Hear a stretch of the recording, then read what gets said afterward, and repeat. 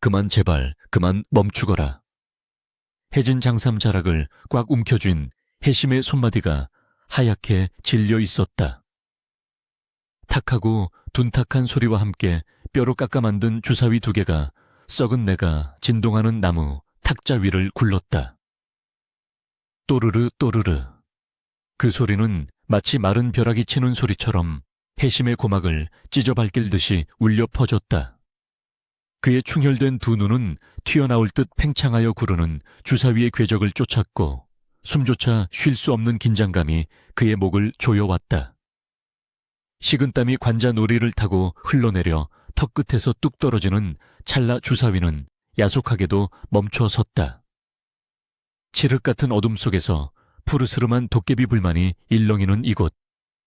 개경의 뒷골목 지하 깊숙한 곳에 위치한 비밀 도박장은 순간 정적에 휩싸였다. 주사위의 눈은 둘 다 붉은 점 하나, 즉 1, 2을 가리키고 있었다. 최악의 수였다. 이런 빌어먹을 어찌하여 부처님은 이토록 잔인하시단 말인가.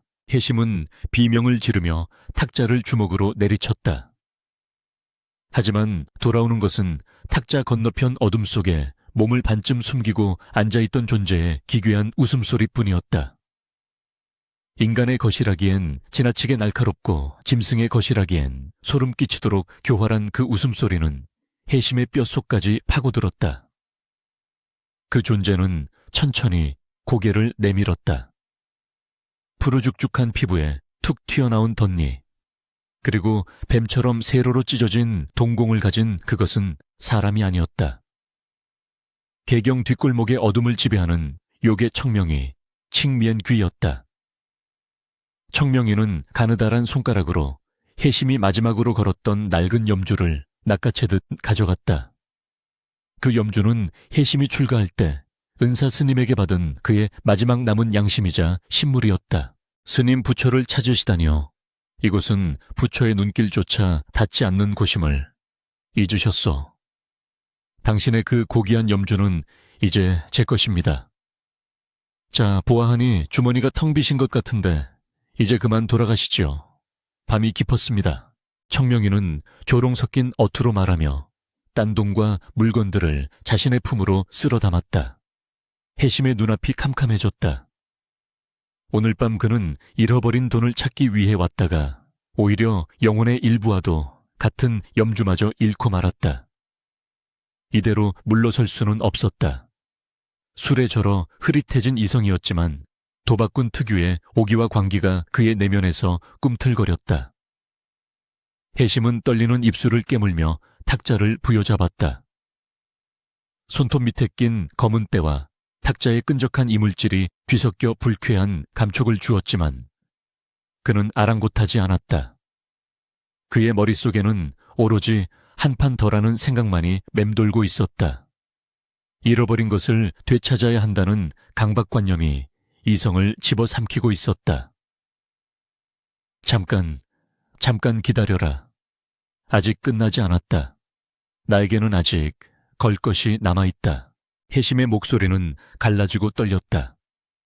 청명이는 흥미롭다는 듯 눈썹을 치켰으며 해심을 바라보았다. 주변에서 구경하던 다른 자묘들과 타락한 인간들도 웅성거리기 시작했다. 개경의 밤거리는 화려했지만 그 이면에 이 좁고 습한 골목은 욕망과 절망이 뒤엉킨 시궁창이었다. 해심은 자신의 품을 뒤적거렸다. 하지만 나오는 것은 먼지와 말라비틀어진 대추씨 몇 개뿐이었다. 돈은 한 푼도 없었다. 입고 있는 승복은 이미 걸레 조각이나 다름없어 아무런 가치도 없었다.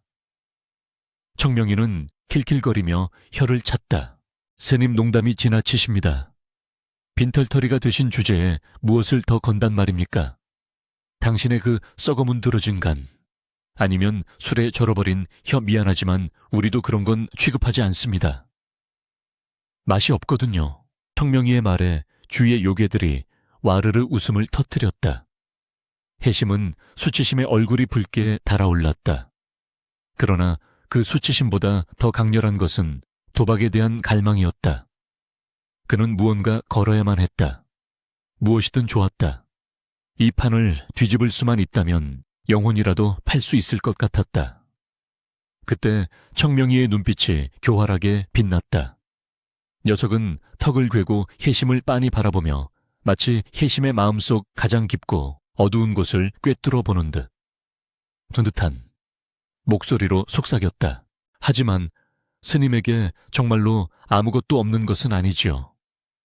물질적인 것은 없으나 스님은 인연을 가지고 있지 않습니까? 연. 혜심은 멍하니 되물었다.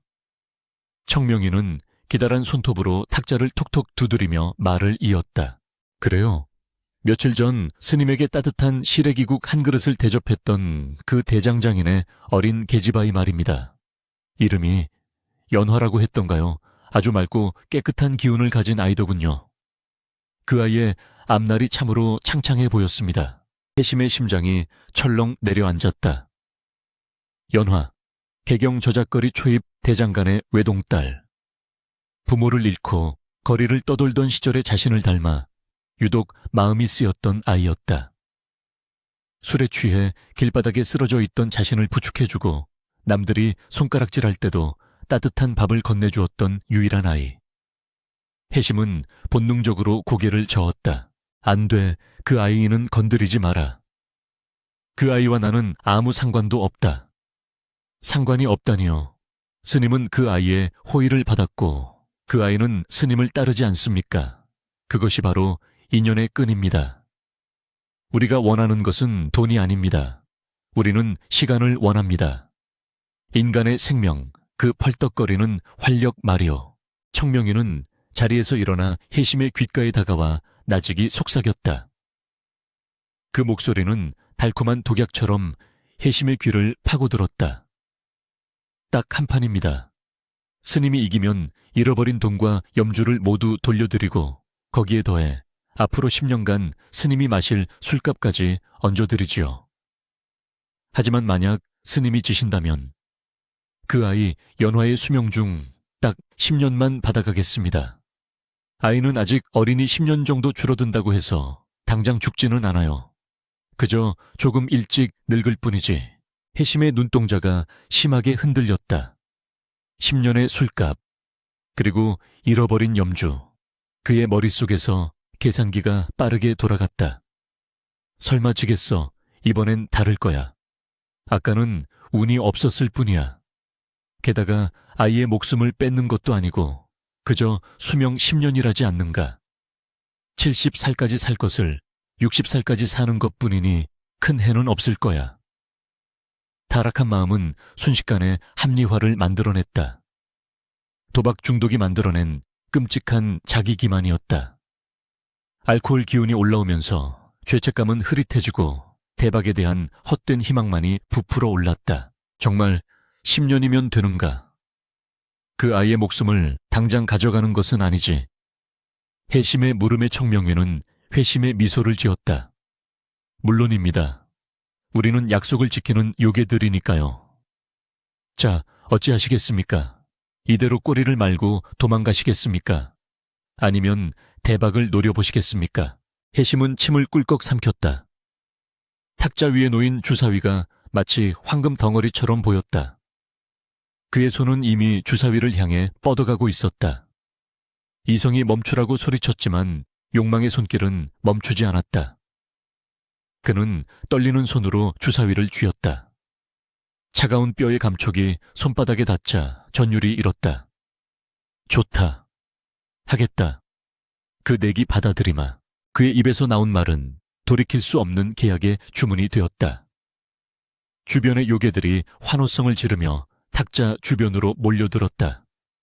공기는 더욱 무거워졌고 퀴퀴한 곰팡이 냄새 사이로 비릿한 피 냄새가 섞여 들어오는 듯했다. 청명이는 만족스러운 표정으로 자신의 앞에도 주사위를 준비했다. 규칙은 간단합니다. 합이 높은 쪽이 이기는 것. 단판 승부입니다. 청명이가 먼저 주사위를 던졌다. 가볍게 던져진 주사위는 경쾌한 소리를 내며 구르다 멈췄다. 오, 우와육류. 합이 10일 시이이었다. 거의 최고의 수가 나왔다. 해심의 얼굴이 사색이 되었다. 이기려면 6과 6, 즉 12CR 알아? 이가 나와야만 했다. 확률은 극히 희박했다. 절망감이 엄습했다.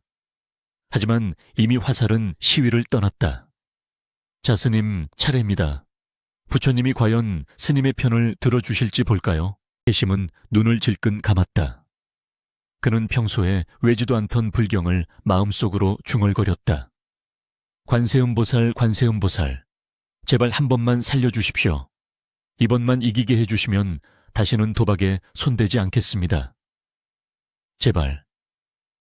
그는 온 우주의 기운을 모으듯 숨을 들이마시고 주사위를 쥐고 있던 손을 탁자 위로 힘차게 뿌렸다. 좌르르륵 탁 주사위가 구르는 소리가 유난히 길게 느껴졌다. 시간마저 느리게 흐르는 듯했다. 해심은 감히 눈을 뜨지 못했다. 주변이 조용해졌다. 요괴들의 숨소리조차 들리지 않는 정막. 그 정막이 해심에게는 사형 선고처럼 느껴졌다. 그는 천천히, 아주 천천히 눈꺼풀을 들어 올렸다. 탁자 중앙에 멈춰선 2개의 하얀 주사위. 하나는 6 리우이었다.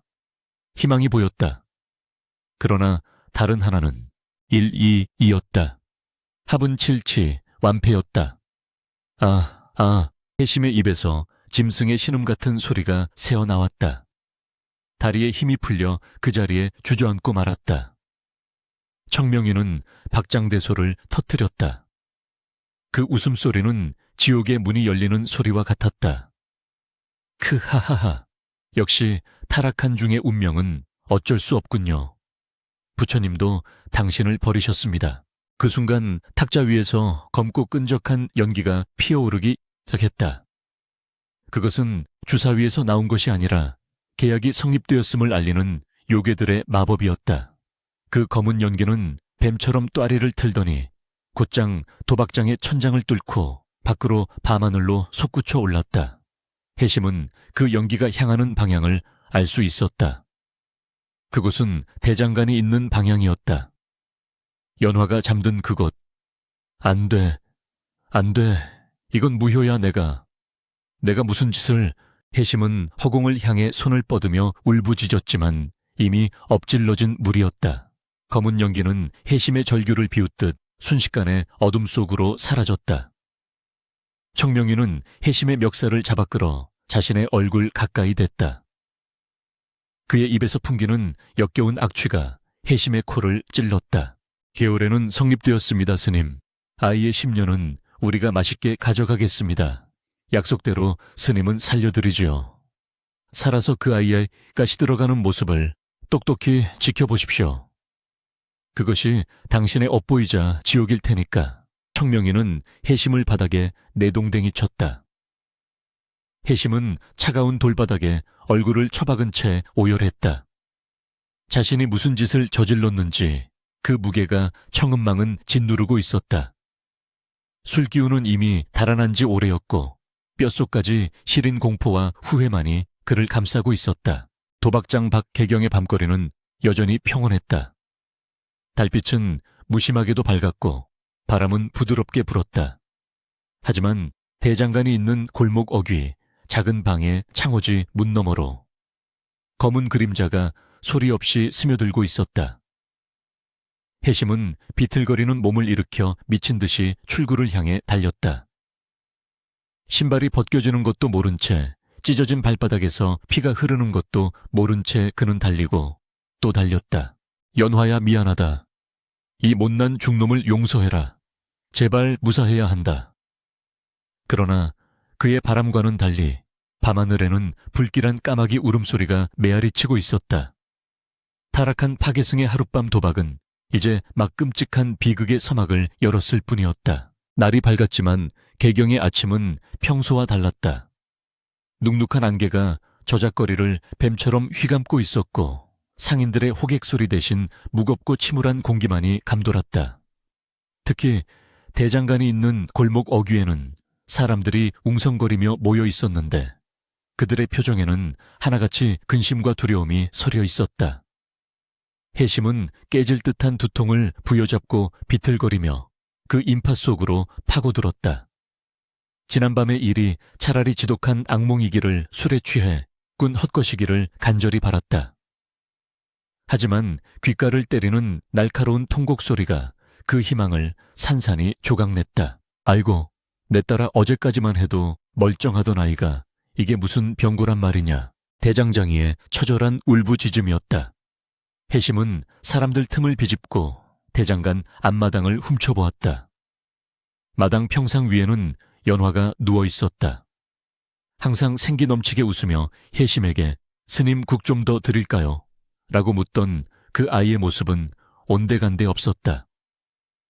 아이의 얼굴은 갓내린 백지장처럼 하얗게 질려 있었고 입술은 검푸르게 변해 있었다. 숨은 붙어 있으나 마치 꺼져가는 촛불처럼 위태로웠다. 용하다는 의원이 진맥을 짚고 있었지만 이내 고개를 가로저으며 한숨을 내쉬었다. 맥이 잡히질 않습니다. 몸에 외상도 없고 열도 없는데 마치 누군가 혼을 쏙 빼간 것처럼 생명력이 빠져나가고 있어. 이건 의술로 고칠 수 있는 병이 아닙니다. 무당을 부르시든 구슬하시든 해야 할 것 같습니다. 의원의 말에 대장장이 부부는 바닥을 치며 오열했다. 해심의 가슴이 철렁 내려앉았다. 그의 시선은 의원이나 부부가 아닌 연화의 몸 위를 떠도는 기이한 아지랑이에 고정되었다. 일반인의 눈에는 보이지 않겠지만 한때 깊은 수행을 쌓았던 해심의 눈은 속일 수 없었다. 연화의 가슴 위 명치 부근에 새카만 그림자 덩어리가 웅크리고 있었다. 그것은 형체가 불분명했지만 끊임없이 꾸물거리며 연화의 코와 입에서 흘러나오는 미세한 하얀 기운, 즉 생기, 형기를 탐욕스럽게 빨아먹고 있었다. 그림자 먹는 짐승, 해심은 경악했다. 그것은 어제 도박장에서 보았던 그 검은 연기의 실체였다. 청명위가 보낸 사형마 시몬이자 빚진 수명을 징수하러 온 저승의 징수관이었다. 짐승은 해심의 시선을 느꼈는지 그림자 속에서 희번덕거리는 붉은 눈을 뜨고 그를 노려보았다. 그 눈빛은 비웃음 그 자체였다. 네가 판 물건이다. 손대지 마라 라고 말하는 듯했다. 해심은 뒷걸음질 쳤다. 구토가 치밀어 올랐다. 도망치고 싶었다. 다시 술독에 빠져 이 끔찍한 현실을 잊고 싶었다. 그는 비틀거리며 골목을 빠져나와 다리 밑 자신이 기거하는 움막으로 숨어들었다. 썩은 집 더미 위에 쓰러진 그는 몸을 웅크리고 덜덜 떨었다. 기억의 저편에서 잊으려 애썼던 과거가 불쑥 튀어올랐다. 10년 전 해심은 촉망받는 학승 애수회생이었다. 불경을 줄줄 외고 법력이 높아 장차 큰 스님이 될 제목이라 칭송받았다. 그러나 역병이 마을을 덮쳤을 때 그의 모든 신념은 무너져 내렸다. 그에게는 세상 무엇보다 소중했던 누이 동생이 있었다. 부모를 일찍 여의고 둘이서 서로를 의지하며 살아왔던 혈육이었다. 누이가 역병에 걸려 피를 토하며 죽어가던 그 밤 해심은 불상 앞에서 이마가 깨지도록 절을 하며 기도했다. 제발 살려달라고, 대신 내 목숨을 가져가라고. 하지만 불상은 침묵했고 누이는 고통 속에서 숨을 거두었다. 부처는 없다. 중생이 이토록 고통받는데 놈들은 금칠한 불상 뒤에 숨어 웃고 있을 뿐이다. 그날 이후 해심은 법복을 벗어 던지는 대신 술병을 들었다. 염주를 굴리는 대신 주사위를 굴렸다. 세상의 부조리에 대한 분노를 타락으로 표출했다. 그렇게 10년을 살았다.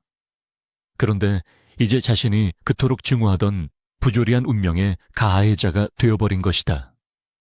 죄 없는 아이를 자신에게 밥을 주던 은인을 제 손으로 악귀의 아가리에 밀어넣었다. 으악! 해심은 짐승처럼 울부짖으며 자신의 머리를 쥐어뜯었다. 더 이상 물러설 곳이 없었다. 이대로 연화가 죽게 둔다면 그는 죽어서도 무간지옥에 떨어질 것이며 살아서도 지옥을 살게 될 터였다. 해심은 움막 구석에 처박아 두었던 낡은 목탁을 집어들었다. 먼지가 자욱하게 쌓이고 쥐가 갉아먹어 볼품없어진 목탁이었다. 하지만 지금 그에게 남은 무기는 이것뿐이었다. 그는 다시 대장간으로 달렸다. 해가 지고 어둠이 깔리기 시작하자 연화의 상태는 더욱 악화되어 있었다. 숨소리는 가늘어졌고 그림자 짐승은 덩치를 불려 아이의 상반신을 거의 뒤덮고 있었다. 해심은 대장간 마당으로 뛰어들었다. 물러가라, 썩 물러가라, 이 악귀야. 해심은 목탁을 두드리며 소리쳤다. 대장장이 부부가 놀라 그를 쳐다보았다. 평소 술주정뱅이 파괴승으로만 알던 해심의 기이한 행동에 그들은 당황했다. 해심은 아랑곳하지 않고 연화의 곁으로 다가가 가부좌를 틀고 앉았다. 그리고 기억 속에 묻어두었던 신묘장구대다라니 셴묘장규다이타러니를 독송하기 시작했다. 나모라 다나다라 야야 나마갈약 바로기제 세바라야 탁탁탁 목탁 소리가 밤 공기를 갈랐다. 해심의 목소리는 갈라지고 떨렸지만 그 안에는 필사적인 절박함이 담겨 있었다. 그러자 놀라운 일이 벌어졌다. 해심의 몸에서 희미하게 남아 황금빛 기운이 피어오르기 시작한 것이다. 비록 술과 도박으로 탁해진 영혼이었지만 한때 진심으로 구도를 갈망했던 그의 내면에 남아있던 불씨가 반응한 것이었다. 황금빛 파동이 연화의 몸을 덮고 있던 그림자 짐승을 타격했다. 짐승이 고막을 찢는 비명을 지르며 뒤로 주춤 물러났다. 효과가 있었다. 해심은 희망을 보았다. 그는 더욱 목소리를 높여 독경을 이어갔다. 땀이 비오듯 쏟아지고 단전에서부터 뜨거운 열기가 치솟았다. 하지만 기쁨도 잠시였다. 어둠 속에서 차가운 냉소가 들려왔다. 제법이구나.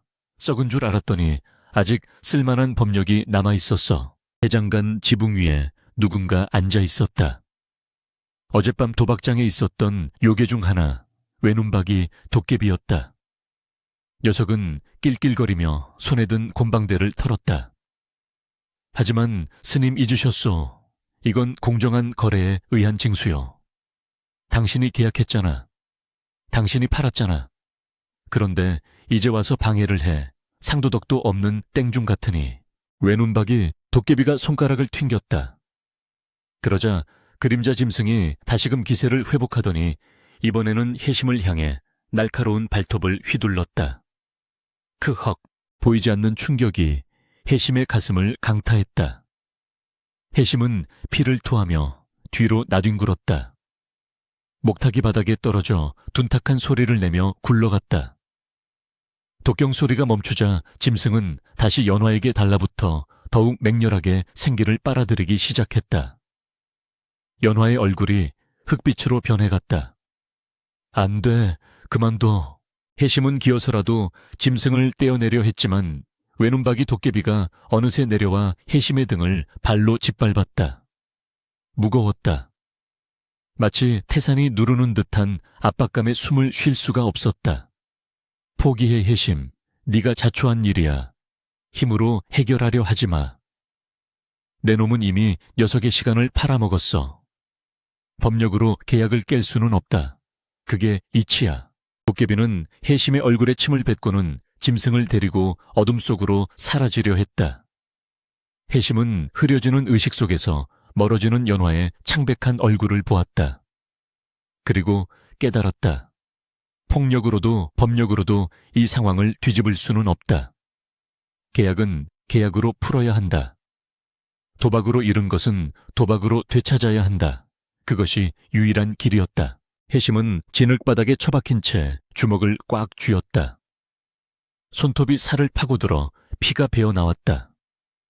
과거의 상처 때문에 도망치고 외면하고 타락했던 지난 10년. 그 비겁했던 세월이 오늘 이 참극을 불렀다. 더 이상 도망치지 않겠다. 내 목숨이 끊어지는 한이 있어도 그는 비틀거리는 다리에 힘을 주어 일어섰다.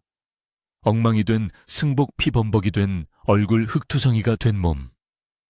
꼴은 거지보다 못했지만 그의 눈빛만은 10년 전 득도를 꿈꾸던 청년 시절처럼 형형하게 빛나고 있었다. 아니, 그때보다 더 독하고 처절한 광기가 서려 있었다. 대장장이 부부가 그를 미친 사람 취급하며 쫓아내려 했지만 혜심은 그들에게 고개를 숙여 깊이 사죄했다. 죄송합니다. 정말 죄송합니다. 제가 반드시 고쳐놓겠습니다. 오늘 밤만 기다려 주십시오. 혜심은 뒤도 돌아보지 않고 다시 어둠 속으로 걸어 들어갔다. 그가 향하는 곳은 산사 샨시가 아니었다. 부처님이 계신 다웅전도 아니었다. 그가 향하는 곳은 요괴들이 득실거리는 지옥의 입구 개경 뒷골목의 도박장이었다. 밤바람이 혜심의 찢어진 옷자락을 휘날렸다. 그의 등 뒤로 그림자가 길게 늘어졌다. 이번에는 빈손이 아니었다. 주머니에는 아무것도 없었지만 그의 가슴속에는 목숨이라는 가장 무거운 판돈이 들어있었다. 혜심은 입술을 깨물었다. 비릿한 피맛이 정신을 맑게 했다. 기다려라 요괴들아. 이 혜심이 다시 간다. 이번 판은 내 모든 것을 건다. 어둠이 그를 집어삼켰지만 혜심의 발걸음은 멈추지 않았다. 지옥의 아가리를 향해 제 발로 걸어 들어가는 파괴승의 뒷모습은 비장하다 못해 처연했다. 개경 뒷골목의 가장 깊고 어두운 곳, 요괴들의 도박장 입구는 마치 아기가 입을 벌린 듯 흉물스러웠다. 혜심은 썩은 내가 진동하는 나무 문 앞에 섰다.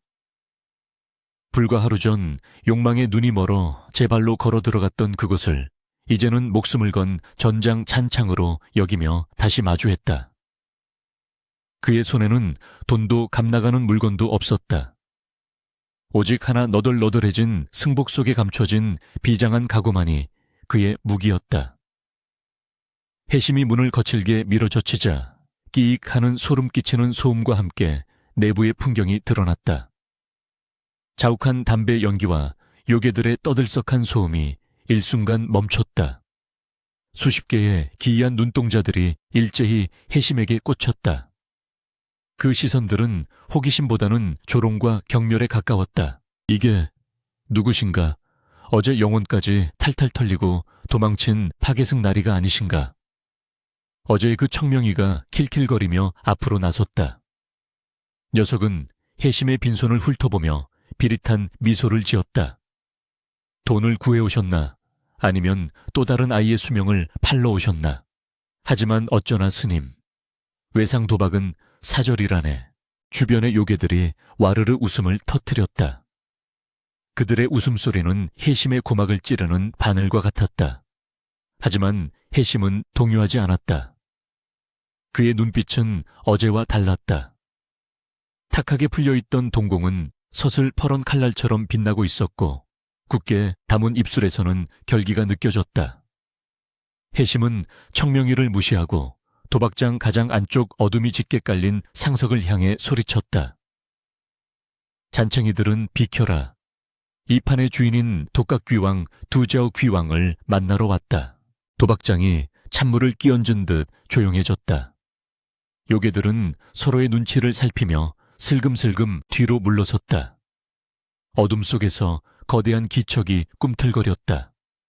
쿵쿵쿵 발자국 소리가 날 때마다 낡은 마룻바닥이 비명을 질렀다.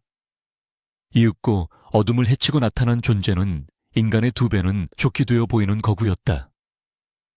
머리 한가운데 솟은 검붉은 웹불 호랑이 가죽을 두른 몸, 그리고 이글거리는 황금빛 눈동자. 개경 뒷골목의 지배자이자 수백 년 묵은 대욕의 독각귀왕이었다. 그는 혜심을 내려다보며 굵고 낮은 목소리로 으르렁거렸다. 감히 내 이름을 함부로 올리는 인간이 있다니. 목숨이 2개라도 되는 모양이구나 중놈아. 혜심은 압도적인 욕이 야우치에 숨이 막혀왔지만 물러서지 않고 똑바로 고개를 들었다. 겨울애를 하러 왔다. 어제 잃은 아이의 수명 10년 그것을 되찾겠다. 독각귀왕은 코웃음을 쳤다. 그 소리에 도박장의 공기가 웅궁거렸다. 되찾겠다. 빈손으로 와서 객기를 부리는구나. 내 놈이 가진 것 중에 내 구미를 당길 만한 것이 남아있기는 하느냐. 썩은 몸뚱이. 아니면 그 냄새나는 자존심. 네, 다음 생 라이샹을 걸겠다. 해심의 입에서 나온 말은 도박장에 있던 모든 존재를 경악하게 만들었다. 요괴들 사이에서 낮은 탄성이 터져 나왔다. 불교에서 윤회는 영혼의 흐름이자 구원을 향한 여정이다. 다음 생을 건다는 것은 윤회의 고리를 끊고 영원히 구천을 떠도는 귀신이 되거나 요괴들의 노예가 되어 영겁의 세월을 고통받겠다는 의미였다. 그것은 목숨보다 더 무거운 존재 자체를 건 도박이었다. 독각귀왕의 눈이 흥미로 번뜩였다. 한때 고승의 자질을 가졌던 자의 타락한 영혼, 그것도 스스로 윤회를 포기한 영혼이라니. 그것은 요괴들에게 있어 최상의 진미젠웨이 최고의 수집품이었다. 후, 다음 생이라. 파괴승 주제에 제법 통이 크구나. 좋다. 그 배짱이 마음에 드는군. 네가 이기면 아이의 수명 10년을 돌려주마. 하지만 네가 지면 너는 죽는 즉시 나의 노예가 되어 이 도박장의 문지기로 영원히 살아야 한다. 받아들이겠느냐? 받아들인다. 해심의 대답은 망설임이 없었다. 독각귀왕은 흉악한 미소를 지으며 손을 휘저었다. 그러자 부하 요괴들이 낡은 탁자 하나를 중앙으로 옮겨왔다. 탁자 위에는 뼈로 만든 주사위 대신 길쭉한 종이패들이 놓여 있었다. 투전, 두첸이었다. 뒷면에는 기이한 문양이 그려져 있고 앞면에는 동물과 글자가 새겨진 붉은색 패들. 요괴들이 즐겨하는 속임수와 심리전이 난무하는 위험한 놀이였다. 단판 승부다. 각자 5장의 패를 뽑아 족보식을 만든다. 가장 높은 족보를 쥔 자가 승리한다. 단순하지. 독각귀왕이 자리에 앉자 해심도 그 맞은편에 앉았다. 탁자를 사이에 두고 팽팽한 긴장감이 흘렀다. 주변의 요괴들이 숨을 죽이고 둘을 애워쌌다. 패를 섞는 소리가 촤르륵 촤르륵 하고 울려 퍼졌다. 해심은 섞이는 패들의 움직임을 쫓으려 애썼지만 독각귀왕의 손놀림은 인간의 눈으로 쫓을 수 없을 만큼 빨랐다. 아니, 그것은 단순한 손기술이 아니었다.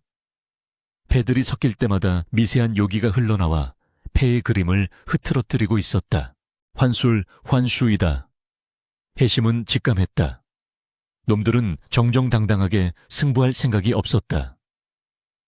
요괴들은 인간의 눈을 속이고 마음을 현혹하여 원하는 패를 만들어낼 것이다.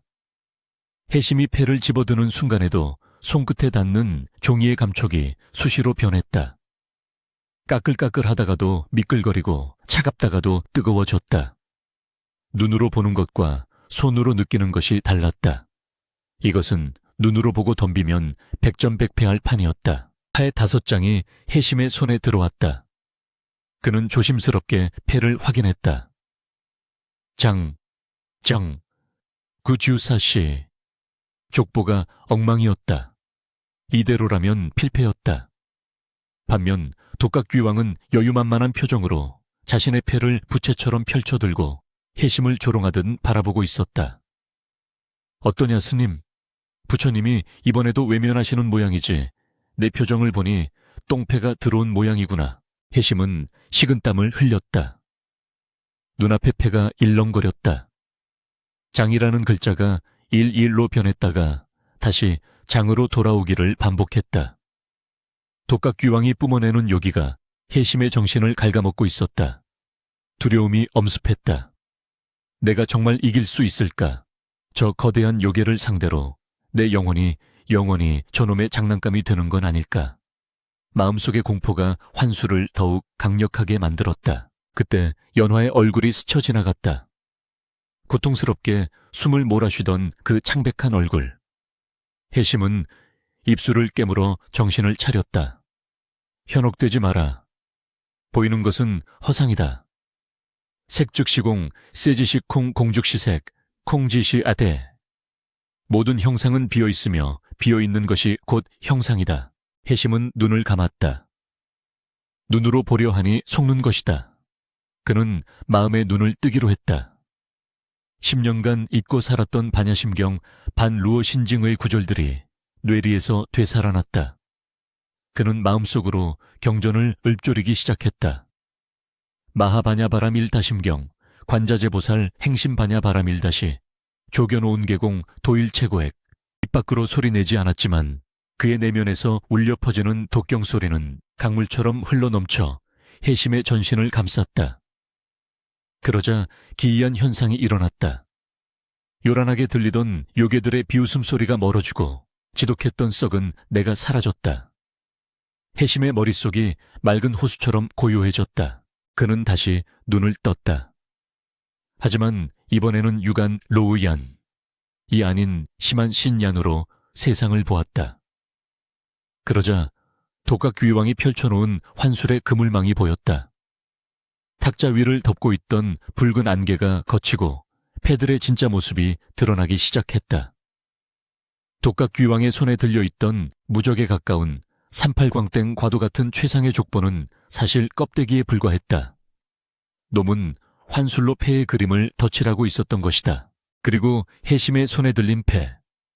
겉보기엔 엉망진창인 패였지만 환술의 껍질을 한꺼풀 벗겨내고 보니 기묘한 기운이 서려 있었다. 그것은 해심이 어릴 적 은사스님에게서 받았던 법명, 해심, 후이신. 은혜로운 마음의 글자와 닮아 있었다. 우연이 아니었다. 그의 간절한 염원과 깨어난 불심. 후신 이 패에 스며들어 스스로 변화하고 있었다. 무엇을 그리 꾸물거리느냐. 얼른 패를 깔아. 독각귀왕이 재촉했다. 해심은 조용히 미소 지었다. 그 미소는 비굴함도 광기도 아닌 깊은 산속의 샘물처럼 평온한 것이었다. 서두르지 마라 요괴야. 승부는 이제부터다. 해심은 패 한 장을 탁자 위에 내려놓았다. 탁. 소리는 작았지만 그 울림은 도박장 전체를 진동시켰다. 그 순간 탁자 위를 덮고 있던 독각귀왕의 검은 요기가 해심이 내려놓은 패를 중심으로 쩍 하고 갈라졌다. 마치 어둠 속에 촛불 하나가 켜진 듯. 됐다. 독각귀왕의 눈썹이 꿈틀했다. 이놈이. 독각귀왕은 당황했다. 파괴승의 몸에서 나오는 것이라고는 믿을 수 없는 맑고 투명한 기운이 해심의 손끝에서 흘러나와 탁자를 장악해가고 있었다. 그것은 공격적인 힘이 아니었다. 그저 있는 그대로를 보여주는 진실의 힘이었다. 환술로 덮어씌운 가짜 패들의 잉크가 흘러내리듯 일그러지기 시작했다. 해심은 마음속으로 독경을 계속하며 남은 패들을 꽉 쥐었다. 이제 그는 알고 있었다. 이 도박은 운싸움이 아니었다. 이것은 누가 더 강한 의념, 인연을 가지고 현실을 구현하느냐의 싸움이었다. 독각귀왕의 거짓된 욕망과 해심의 참회 섞인 진심. 두 의지가 투전판 위에서 격렬하게 충돌하기 시작했다. 내 놈의 눈속임은 끝났다. 내 눈에는 모든 것이 보인다. 해심의 목소리에 담긴 힘이 요괴들을 압도했다. 도박장의 촛불들이 일제히 펄럭이며 거세게 타올랐다. 최후의 승부를 가릴 시간이 다가오고 있었다. 천둥이 치는구나. 하늘도 이 승부의 결말이 두려운 게지. 독각귀왕이 으르렁거렸다. 그의 말 맞다나 도박장 바깥에서는 마른 하늘이 찢어질 듯한 뇌성이 울리고 있었다. 낡은 건물이 요동치며 천장에서 흙먼지가 우수수 쏟아져 내렸다. 하지만 탁자를 사이에 둔 두 존재 해심과 독각귀왕은 미동조차 하지 않았다. 탁자 위에는 뒤집힌 패 10장이 엎어져 있었다.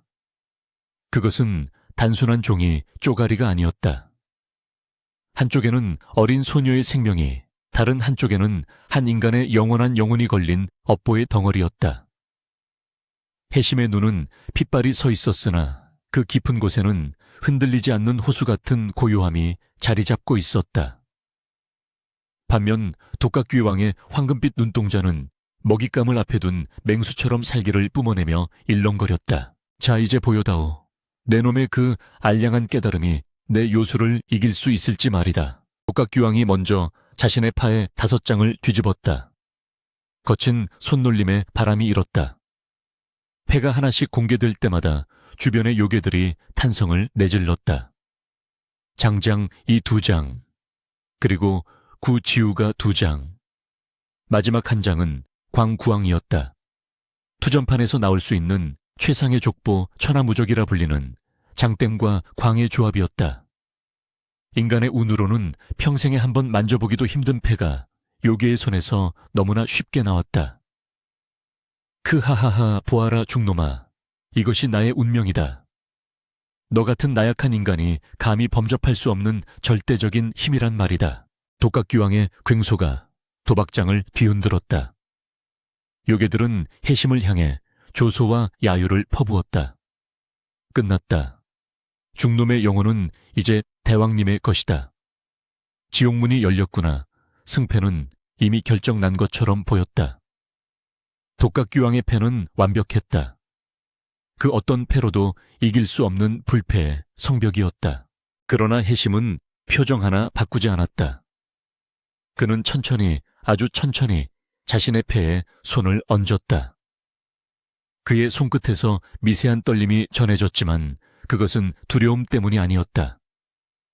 그의 몸 안에서 10년간 잠자고 있던, 아니 스스로 억눌러 왔던 거대한 법력, 파리의 이 혈관을 타고 요동치고 있었기 때문이었다. 그는 낮게 읊조렸다. 눈에 보이는 것이 전부가 아니다. 형상은 허상이고 진실은 그 너머에 있는 법. 해심이 첫 번째 패를 뒤집었다. 1-2. 가장 낮은 수였다. 요괴들의 비웃음 소리가 커졌다. 두 번째 파에 2L. 세 번째 패 3-3. 해심의 패는 보잘것없는 껍데기들의 나열이었다. 독각귀왕은 턱을 괴고 낄낄거렸다. 애처롭구나. 기껏 마음을 다잡고 뽑은 패가 고작 찌꺼기들이라니. 내 놈의 부처는 역시 죽었다. 해심은 대답 대신 네 번째 패를 뒤집었다. 4애씨, 그리고 마지막 패를 쥐었다. 그의 손에서 황금빛 기운이 더욱 강렬하게 피어오르기 시작했다. 그 빛은 단순한 빛이 아니었다.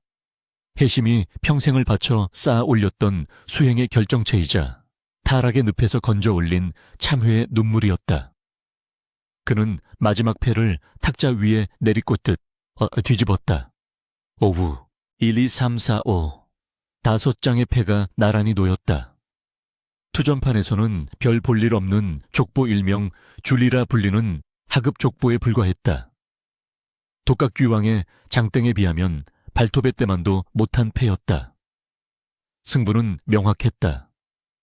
독각귀왕이 승리의 미소를 지으며 탁자를 휩쓸려는 찰나였다. 매 훔쳐라. 해심의 목소리가 벼락처럼 울렸다. 그 목소리에 담긴 위엄은 독각귀왕의 손을 공중에서 멈칫하게 만들었다. 승부는 아직 끝나지 않았다. 내 놈의 패를 다시 보아라. 뭐라고 패배를 인정하지 못하고 추태를 부리는 것이냐. 독각귀왕이 분노하며 소리쳤다. 하지만 해심은 손가락으로 독각귀왕의 패를 가리켰다. 내 놈의 눈에는 저것이 장땡으로 보이느냐. 내 눈에는 썩은 낙엽으로밖에 보이지 않는구나. 해심이 합장하며 반야심경의 마지막 구절 주문을 외쳤다. 아제아제, 바라아제 바라승가제, 모지 사바하. 순간 해심의 몸에서 뿜어져 나온 눈부신 황금빛 광채가 도박장 전체를 집어삼켰다. 그 빛은 어둠을 몰아내고 거짓을 태우는 진리의 불꽃이었다. 빛이 독각귀왕의 탁자를 덮치자 기이한 일이 벌어졌다. 독각귀왕이 자랑스레 펼쳐놓았던 장땡의 패들이 칙칙 소리를 내며 연기를 피우기 시작했다. 화려한 그림과 글자들이 녹아내리더니 그 실체가 드러났다. 그것은 투전패가 아니었다. 길바닥에 굴러다니는 썩은 은행잎 쥐의 해골, 그리고 말라 비틀어진 지렁이였다. 이럴 수가. 독각귀왕이 경악하며 자리에서 벌떡 일어났다. 요괴들이 웅성거렸다. 독각귀왕의 완벽한 족보는 그가 부린 강력한 환술, H환수의 결과물이었다. 그는 처음부터 승부 따위는 안중에도 없었고 오로지 속임수로 혜심을 농락하려 했던 것이다. 하지만 혜심의 깨달음이 만들어낸 파사현정, 포제시엔정, 사악한 것을 부수고 바른 것을 드러냄, 의빛 앞에서 모든 거짓이 발가벗겨졌다. 반면 혜심의 패는 여전히 그 자리에 선명하게 남아있었다. 비록 낮은 수의 패였지만 그것은 거짓 없는 진실이었다. 썩은 낙엽과 쥐의 해골보다는 단 한 장의 진실한 패가 더 높은 가치를 지니는 법. 도박의 규칙이 깨지고 인과응보의 법칙이 그 자리를 대신했다. 네, 내 놈이 감히 내 술법을 깨뜨려 죽어라. 본색이 드러난 독각귀왕은 이성을 잃고 폭주했다. 그의 몸집이 순식간에 2배로 부풀어 오르더니 옷을 찢고 검붉은 근육이 튀어나왔다.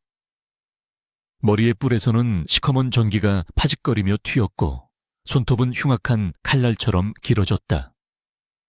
그는 탁자를 박살내며 혜심을 향해 거대한 주먹을 휘둘렀다. 쾅 하는 소리와 함께 바닥이 꺼졌다. 하지만 혜심은 피하지 않았다. 그는 가부좌를 튼 채 그 자리에 굳건히 앉아 있었다. 독각귀왕의 주먹이 혜심의 코앞에서 보이지 않는 벽에 막혀 멈췄다. 혜심의 주위로 투명한 연꽃 모양의 결계가 피어올랐기 때문이었다. 내 놈은 이미 졌다. 도박의 룰을 어긴 자 그 대가는 파멸뿐이다. 혜심은 눈을 부릅뜨고 피를 토하듯 소리쳤다. 그가 자신의 생명력을 태워 결계를 유지하고 있음을 알 수 있었다. 그의 검은 머리카락이 순식간에 하얗게 새버리고 팽팽했던 피부에는 주름이 깊게 패기 시작했다. 다음 생을 걸었던 대가는 현생의 생명을 깎아치르고 있었다. 혜심은 남은 모든 기력을 끌어모아 독각귀왕의 미간을 향해 손바닥을 뻗었다. 금강반야, 진강반, 루오의 힘으로 명하노니 삿된 요귀야 어둠 속으로 사라져라. 혜심의 손바닥에서 응축된 불빛이 직선으로 뻗어나갔다. 그 빛은 독각귀왕의 웹불을 정통으로 가격했다. 크아, 독각귀왕의 비명이 개경 전체를 울릴 듯 처절하게 퍼져나갔다. 그의 뿔이 산산조각나며 검은 피가 분수처럼 솟구쳤다. 뿔을 잃은 요괴왕의 힘은 급격히 무너져 내렸다. 그를 감싸고 있던 검은 요기가 빛에 타들어가며 재가 되어 흩어졌다. 안 돼. 내 도박장이, 내 왕국이. 독각귀왕은 허공을 허우적거리다 바닥에 생긴 균열 속으로 빨려 들어갔다. 대장을 잃은 졸개 요괴들은 혼비백산하여 쥐새끼처럼 도망치기 바빴다. 도박장의 기둥들이 무너지고 천장이 내려앉기 시작했다. 어서 피하십시오, 스님. 어디선가 혜심의 내면을 울리는 목소리가 들렸다. 그것은 아마도 그가 구하고자 했던 연화의 간절한 기도였을지도 모른다. 혜심은 무너져가는 잔해 속에서 힘겹게 몸을 일으켰다. 승리했다. 사기 도박을 파해하고 요괴를 물리쳤다. 탁자 위에는 계약의 증거였던 검은 문서가 불타오르고 있었다. 그 불꽃 속에서 연화의 수명을 올가매던 사슬이 끊어지는 환영이 보였다. 혜심은 비틀거리며 출구를 향해 걸었다. 한 걸음 내디딜 때마다 뼈가 삐걱거리고 숨이 턱끝까지 차올랐다. 그의 몸은 이제 100살 노인처럼 쇠약해져 있었다. 하지만 그의 표정은 그 어느 때보다 환하고 평온했다. 뒤에서 도박장이 굉음과 함께 완전히 무너져 내렸다. 자욱한 먼지구름이 그를 덮쳤지만 혜심은 멈추지 않고 빛이 들어오는 골목 밖으로 걸어나갔다. 새벽 여명이 밝아오고 있었다. 폭풍우가 지나간 하늘은 씻은 듯이 맑았고 동쪽 하늘에서는 붉은 태양이 솟아올랐다. 그 빛을 정면으로 받으며 혜심은 쓰러질 듯 위태롭게, 그러나 승리자의 모습으로 대장간을 향해 마지막 걸음을 옮겼다. 개경의 아침은 눈이 시리도록 투명했다.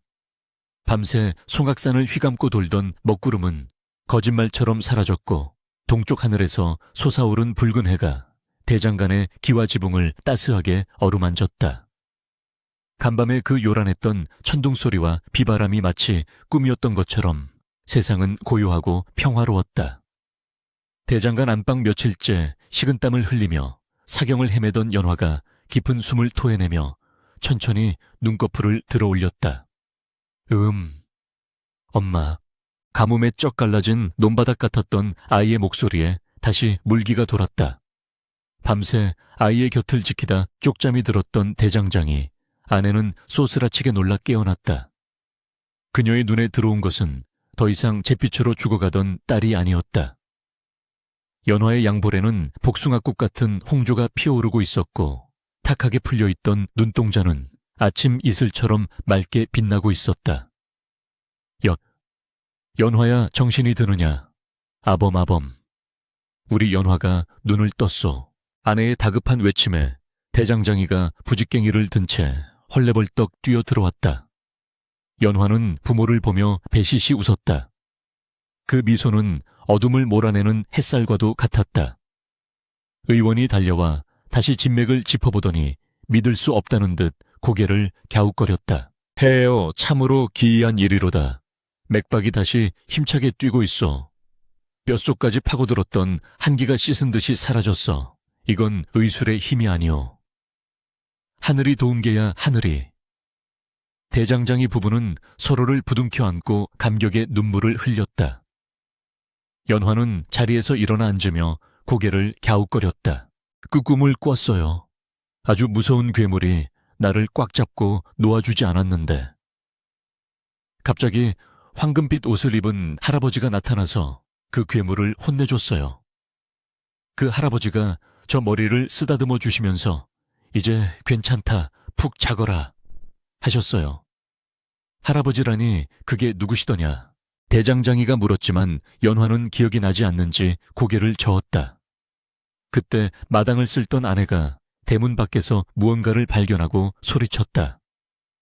여보, 이것 좀 보시오. 문 앞에 이게 놓여 있어. 대장장이가 나가보니 문지방 위에 낡은 염주 하나가 놓여 있었다. 끈이 끊어질 듯 위태롭고 알들이 닳고 다른 볼품없는 염주였다. 하지만 대장장이는 단번에 그것이 누구의 물건인지 알아보았다. 늘 술 냄새를 풍기며 대장간 앞을 서성이다가 연화가 건네주는 국밥 한 그릇에 행복해하던 그 파괴승 해심의 것이었다. 스님, 대장장이는 염주를 집어들었다. 염주 아래서는 은은한 운기가 느껴졌다. 그는 직감했다. 지난밤 미친 사람처럼 뛰쳐나가며 반드시 고쳐놓겠다. 고 울부짖던 해심의 뒷모습이 떠올랐다. 그가 목숨을 걸고 무언가를 해낸 것이 분명했다. 대장장이는 염주를 가슴에 품고 저작거리로 달려나갔다. 하지만 해심은 어디에도 없었다. 대신 사람들이 웅성거리며 모여있는 곳은 뒷골목의 가장 깊은 구석이었다. 그곳에는 어제까지만 해도 흉물스럽게 서 있던 낡은 창고 건물이 흔적도 없이 무너져 내려 있었다. 기둥은 불에 탄 듯 검게 그을렸고 바닥에는 원인을 알 수 없는 깊은 균열이 가 있었다. 이것 봐, 여기 도박장이 있었다는데 밤새 벼락을 맞았다지. 뭐야? 귀신들이 모여 놀던 곳이라더니 하늘이 노하셨나 보네. 사람들의 수군거림 속에서 대장장이는 무너진 잔해 속에 반쯤 파묻힌 깨진 주사위 조각을 발견했다. 뼈로 만든 그 주사위는 새카맣게 타버려 재가 되어 부서졌다. 그 시각 송악산, 송유의 산자락에 가파른 산길을 오르는 한 노승이 있었다. 그는 지팡이에 의지한 채 한 걸음 한 걸음을 힘겹게 내디뎠다. 허리는 굽었고 피부는 쭈글쭈글했으며 머리카락은 서리가 내린 듯 하얗게 새어 있었다. 누가 보아도 100살은 좋게 넘어 보이는 노인이었다. 하지만 그의 눈빛만은 갓 태어난 아이처럼 맑고 깊었다. 그는 바로 해심이었다. 불과 하룻밤 사이 그는 청춘을 잃었다. 독각규황과의 승부에서 다음 생을 걸고 이겼지만 그 대가로 현생의 생명력을 거의 다 소진해버린 탓이었다. 육체는 늙고 병들었으며 관절 마디마디가 비명을 질렀다. 숨을 쉴 때마다 폐부 깊숙한 곳에서 쇳소리가 났다. 그러나 혜심의 마음은 그 어느 때보다 가벼웠다. 10년이다. 지난 10년간 내 어깨를 짓누르던 바위가 드디어 사라졌구나. 혜심은 산 중턱에 있는 넓은 바위에 걸터앉아 숨을 고르며 아래를 내려다보았다. 발 아래로 개경의 정영이 한눈에 들어왔다. 저 멀리 연기가 피어오르는 대장간 굴뚝이 보였다. 그 평화로운 풍경을 보자 혜심의 입가에 옅은 미소가 번졌다. 그는 품속에서 늘 끼고 살던 호리병을 꺼냈다. 술은 이미 바닥난 지 오래였다. 그는 빈 호리병을 들어 올려 태양을 향해 비춰보았다. 너와 함께한 세월이 참으로 길고도 지독했구나. 괴로움을 잊으려 너를 마셨고 외로움을 달래려 너를 찾았다. 허나 이제는 네가 필요 없게 되었어. 혜심은 호리병을 가만히 내려다보며 중얼거렸다. 어젯밤의 도박, 그것은 내 생애 최고의 한판이었다. 돈을 따기 위함이 아니오, 쾌락을 위함도 아니었다. 오로지 나를 버려 남을 구하는 승부였으니 부처님께서도 이번 도박만은 용서해 주시겠지. 혜심은 호리병을 절벽 아래로 힘껏 던졌다. 호리병은 허공을 가르며 떨어지다 바위에 부딪혀 산산조각이 났다. 쨍그랑 맑은 파여름이 계곡에 메아리 쳤다. 그것은 혜심이 과거에 자신 타락하고 비겁했던 파괴승 혜심과 작별하는 소리였다. 다시 길을 재촉하던 혜심은 산길에서 나무를 하러 온 젊은 초동 차오통과 마주쳤다. 아이는 혜심의 기이한 몰골을 보고 흠칫 놀라 뒷걸음질 쳤다. 스님, 아니 할아버지 괜찮으세요? 어디 편찮으신 것 같은데. 혜심은 지팡이를 짚고 서서 아이를 물끄러미 바라보았다. 아이의 눈망울에서 연화의 모습이 겹쳐 보였다. 그는 거친 손을 뻗어 아이의 머리를 쓰다듬으려다 자신의 흉한 손을 보고 멈칫했다. 대신 그는 온화하게 웃으며 말했다. 어허, 괜찮다, 아가야.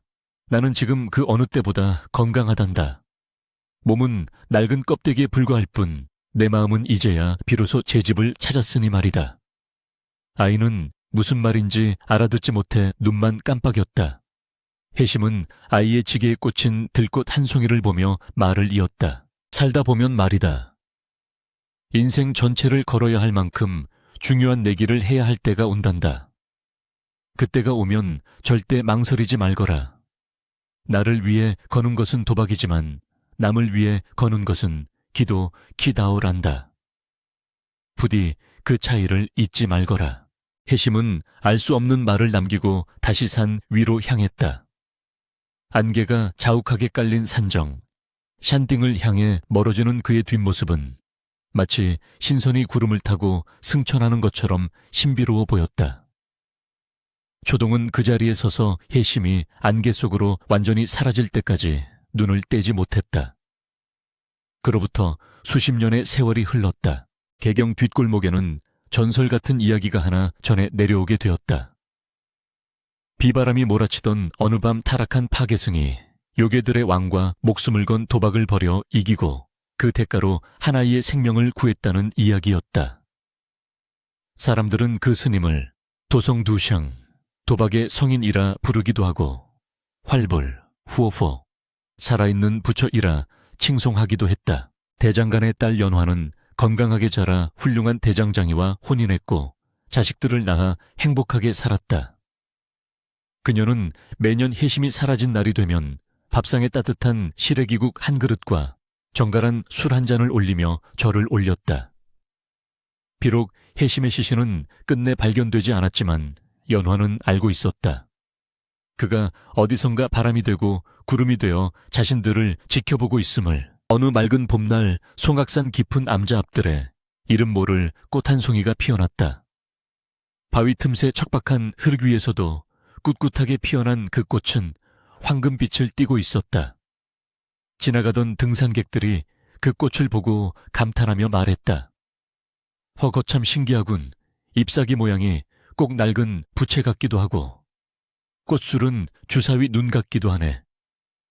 바람이 불어와 꽃잎을 흔들었다. 흔들리는 꽃잎 사이로 마치 노승의 호탕한 웃음소리가 들리는 듯했다. 타락의 끝에서 진정한 자비를 깨닫고 자신의 모든 것을 걸어 중생을 구한 승려 해심.